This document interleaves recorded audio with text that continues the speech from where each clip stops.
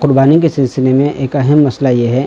کہ کیا اپنے پاس اگر قربانی کی قیمت نہ ہو تو قرض لے کر قربانی کرنا ضروری ہے؟ تو اس کا جواب یہ ہے کہ اگر کوئی شخص صاحب نصاب ہیں اور قربانی اس پر واجب ہے اور اس کے پاس ضرورت سے زائد سامان ہے جس کی وجہ سے اس پر قربانی واجب ہوئی ہے، اور اس کے پاس قربانی کرنے کی قیمت نہ ہو، صاحب نصاب ہے لیکن قربانی کرنے کی قیمت اس کے پاس موجود نہیں ہے، تو فقہاء کرام نے فرمایا کہ اس کے لیے ضروری ہے کہ ضرورت سے زائد سامان جو اس کے گھر میں رکھا ہوا ہے جس کی بنیاد پر اس پر قربانی واجب ہوئی ہے، ان ضرورت سے زائد چیزوں کو فروخت کر کے قربانی ادا کرے۔ اور اگر کوئی شخص ان ضرورت سے زائد چیزوں کو فروخت نہیں کرنا چاہ رہا ہے تو پھر اس کے لیے ضروری ہے کہ وہ قرض لے کر قربانی ادا کرے، جیسے کہ دیگر دنیاوی معاملات کے لیے قرض لیا جاتا ہے، اسی طرح سے اس واجب کو ادا کرنے کے لیے بھی فقہاء کرام نے فرمایا کہ قرض لے کر قربانی کرنا ضروری ہے۔ السلام علیکم۔